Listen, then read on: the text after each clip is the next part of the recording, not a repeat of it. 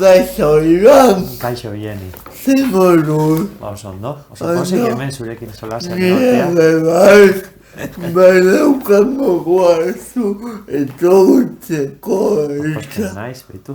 Niretzat ohore bat ere bai. Iban, esan ezakeko musikaria zabela, ez? Bai, ofizioz eta afizioz. Ofezio, musikaria, abeslaria, ukelele jolea, ez? Bueno, nik berez, esaten ez musikaria naiz, eta nire tresna nagusia hori da gehien jodu dalako trompeta. Berez trompeta jolea naiz. Eta hori ikasi dut. Nuke zen dutuko ladera ez zabaldu, ikusi duzun bideoen baten baina trompeta jolea ere bazaga. Bai. Nolatan mundu honetan. Norlatan mundu honetan? Bai. Beitu, nire aita, musikaria zan ere bai, naiz eta profesionalki etzan hortara dedikatzen, baina oso gaztetik hasi zan. Eta nik betidanik etxean eukidet musikaren presentzia. Eta ikasketak egiterako orduan, erabaki nun musikako ikasketak egin nahi nituela, eta etxean apoiatu zidatenez, beitu, gaur egun hemen nago, eta Baina esamen ezake musika ogibide gisa ez dela bat ere erreza, ez? Ogibide gisa musika ez da erreza ez. Ikusten dut lan asko egin behar da, eta beti ez dezu jasotzen zuk merezi dezuna, azkenean, bueno, badakizu, mundu gora beratxua danez, nik nire aldetikan irakaskuntzan ere nago, beraz egiten dut gaur guain momentuan bintzat irakaskuntza eta farandula. Zergatik irakaskuntza? Ez dakit, irakaskuntza esaten dute norbera gustatu behartzaion ofizioetako hau bat dala, ez? Eta niri irakastea beti gustatu izan zait. Uste balio dudala hortarako. Eta, bueno, musikako ikasketak egin ostean, trompetako irakaslea izan du nintzan, eta gaur egun DBH-eko musika irakaslea naiz. Zaila musika, zer esiberin dago musika zerorek jotzea edo musika irakastea bestei.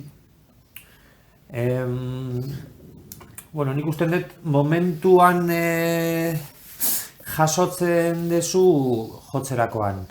Musika entzutea ez dut inor ezagutzen musika gustatzen etzaionik. Eta zuzeneko musikak daukan indar edo xarma hori, feedback hori zuzenean jasotzen da. Irakaskuntzak dauzka erpin edo ertz ezberdinak. Jaso dezakezun usta hori, zure jardun horrekin, askotan ez da momentuan jasotzen. Eta, nahiko ofizio zaila da, ongi egitea, eta nik usten dut buru belarri egon behar danez, momentuak eta momentuak izaten dira. Ez dakit, biak maite ditut momentu ezberdinetan. Batek agian etekin gehiago momentuan ematen dizkit, baina nik usten dute usta bietan jasotzen dudala. Komentatu duzu farandula. Bai. Nolatan farandula mundua? Farandula, beti izan du naiz nahiko faranduleroa. Bai. Eta, azkenengo 5-6 urtetan holtzaratzen naiz bakarrik. Horrek suposatzen duen guztiarekin. Oin arte, kasik taldeetan nabil murgilduta 15-16 urte noskanetik, beti bigarrengo lerro baten, eta azkenengo 5-6 urtetan bakarrik defendatzen proiektu bat. Amorante. Amoranteren proiektua. Eta, ez dakit, onura asko ekarri dizkit, bai bigarrengo lerro hortan egoteak, eta zer esanik ez, orain nik nire burua defendatze honekin. Zer da Amorante, Iban? Zergatik? Zer da? Zer da? Ah. Bueno, Amorante ondo dakizun bezala, maitale hitza esan nahi du. Nire kasuan fonetikoki oso iradokitzaile iruditzen zitzaidan, batzuk esaten dute zea joera andaluza daukan izen, hor badago torero fatxa oso ezagun bat, Morante deitzen dana, Morante de la Puebla, bai. Eta, bueno, ez dakit, nik uste provokazio bezala ere hartu genezakela, baina nik ematen dudan arrazoia, eta nik uste hori dela arrazoiri potolena da, asko miresten dituan bi artisten abizenen batuketa bat dala batetik Enrique Morente, kantari granadarra, eta bestaletikan Rodrigo Amarante, kantari brasildarra. Eta bi abizenen arteko uztarketak Amorante ematen zuen, eta oso hitz polita iruditzen zait bestalde. Eta esan zuela Barcelona Toledo bat Morante izenakoa, edo nola izena zuen Toledo horrek. Morante. Mogo. Morante ez, bera da ez dakit Alejandro, Morante. Deitzen dute Morante de la Puebla. Esan nahi dut, esan daiteke kontra esan bat, osea, zu horren kontra zaudezela, Morante que estáis en contra de Morante, ez? Bueno, zizenketen kontra nago, hori ziur, eta zehazki, bueno, bai, torero honek publikoki adierazi du bere ideologi eskubitar fatxa hau, eta ni noski horren kontra nago. Baina pertsonai bezala oso interesgarria iruditzen zait. Baina, bueno, historiako beste hainbat pertsonai naskarri asko bezala. Interesgarria direla. Zer eman dizu Amorante proiektuak? Alde batetik eman dit oholtzaratzearen segurtasun hori, oholtzaratzeak ematen dizun segurtasun hori egonkortu da, niregan. Baita ere nire kantaerarekin baiten mintze prozesu bat martxan jarri du.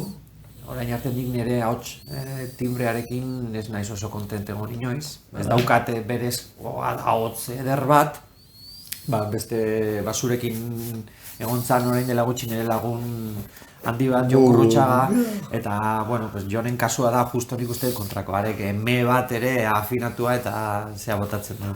Eta, nik ez daukat doai hori, zoritxarrez, baina, nire beste doai batzuk esplotatzen saiatzen naiz, eta pixkanaka topatu dut nire kantaera hori, eta, hortan nabil. Suposatzen dut, Amoranteren proiektuak zuk konposatutako abestiak direla, ez? Bai, orokorrean bai. Gero egia da tarteka bertsioren bat edo beste egiten dudala, pixkat sakrilegoaren aldetikan, Iparragirren Zugana Manuelaren kasu, edo, beste abesti batzuen bertsioak egin izan ditut, ez gehiegi, eta bestela, konposaketak neureak dira, naiz eta letrak oitzak, askotan, edo nire Tio Jose Mari handiarenak diren, berak oso letra ederrak idazten zitun, edo bestela idazleren batena, edo espreski ex-profesor egindako hitz batzuk ere kantatzen ditut tarteka. Zer eman duzu guzti hau asmatzea, edo sortzea, edo musikatzea, edo... Letran aldetik dituzu? nik uste dut gauzarik importantena izan dela letrei garrantzia ematen, garrantzi gehiago ematen hasi naizela. Ni izan naiz oso musikari soinuei gehiago erreparatu dira eta hitzen aldetikan fonetikari edo fonetikari bai, kaso gehiago izan diotela. Eta karo, hau martxan jarri nuenean, abestiak lantzeko orduan, abiatu naiz gehiago hitzetatik. Orain arte beti musikatik abiatzen nintzen, gero letra jartzeko eta orain hola hasi nintzen, letre hitzetatik abiatuta eta emaitzak oso ezberdinak eta oso interesgarriak izan dira, proiektu guzti hau osatzeko eta gora. Jango gutxagadak zetaldetan egon zinen, baukatu zot, badakit esan zenetala, baina eneko gogatzen bada. Bueno, Jon herri berdinekoa gera, aspaldiko laguna daukat, asko miresten dut musikari, abeslari, bateri jole bikaina da, eta bueno, nik Amoranteren aurretikan jarri nuen martxan talde folk, rock, talde bat, abesti propioekin. Guango gogatzen Taldearen izena Andrakan, eta bertan, herrikoak nituen lagunak bateratu nituen, Jon Gurrutxaga bateria jotzen, Patxi Zabaleta gitarrakin, Andoni Mujika baxuakin, eta Zeuri Mendaroarra mandolina jotzen. Eta, holako talde folk rockero bat montatu ginen, eta, Jonek bateria jotzen zuen, eta koroak egiten zizkida. Amoranteren guztiz kontrakoa. Bai, 5 pertsona talde baten, eta orain di bakarrik defendatzen. Eta musika estiloa. Bueno, musika estiloa ez kontrakoa, ezberdina bai. Baina, Amoranteren kasuan asko tradiziotik tiratu dut. Bai, musika tradizionaletik nik asko maite dut, munduko leku ezberdinetan egiten diren edo egin izan diren musiketatik tiraka. Eta, kasu batzuetan egia da, Andrakanentzako abestiak sortzen ari nintzenean, bertako deskarteren bat edo beste bukatu izan dute Amoranteren parte izaten, beraz, ezin dut esan kontrakoak direnik edo erabat aparte izan denik.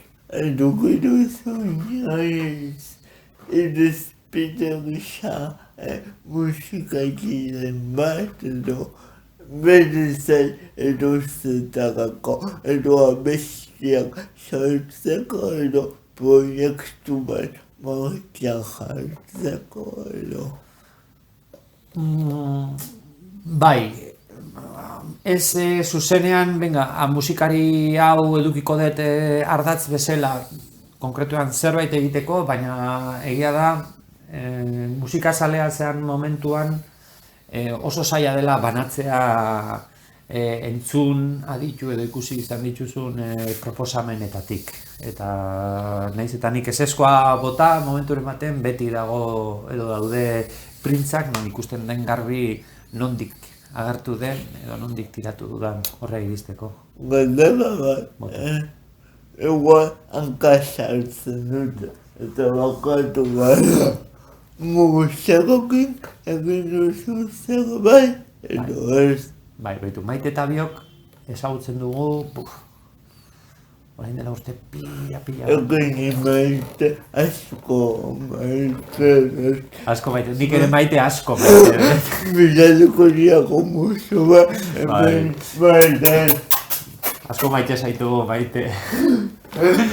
Bai, 20 urtetik gora ezagutzen dut Maite. Garai baten improvisatu ginen elkarrekin asko, arteleku inguruko musika esperimentalean. Zepolita arteleku. Bai. Pena, kendu zutela. Bai, benetan. benetan baietz. Eta elkarrekin egin izan dugu Vampiro Maitaleak deitzen den proiektu bat. Bera Mursego Xagusarra danez eta niri Amorante Maitale bat, bien arteko estarketak Vampiro Maitalea jarri genion. Eta egin ditugu pare bat saio. Eta bueno, tarteka berreskuratuko dugu egin ahal izateko ez gehiegi, baina bueno, tarteka. Ni egon nahi dute. Nik egon nahi dute. Bueno, bisatuko dizugu elkarrekin egiten dugunean. Eta bai, da asko miresten dudan musikaria, asko maite dudan lagun bat, askotan konparatu izan digute, nahiz eta bi mundu ezberdinak izan, baina, karo, bakarka holtzaratzeak, berak erabiltzen dituen elementua, txeloa alde batera utzita, pedalak, luparekin grabatzearen hori, eta, bueno, azkenean, kasetarien nagikeriaz edo, ez dakit, tendentziak eramaten zaitu bateratzera. Eta pentsatzera bata beste gandik elikatzen dela. Baina, bueno. Maite berak ere musika oso propioa eta esperimentala dauka. Bai, karo, Maiteren kasuan oso berea da, bera ezagutu ezkero konturatzen zea berak egiten duen musika da, bere izaeraren prolongazio bat edo luzapen bat. Eta hori berak oso garbi adierazten dizu eta konprobatu dezakezu bere kontzertuetan. Eta nire kasuan nik usten dut nahiko antzera dala. Ez,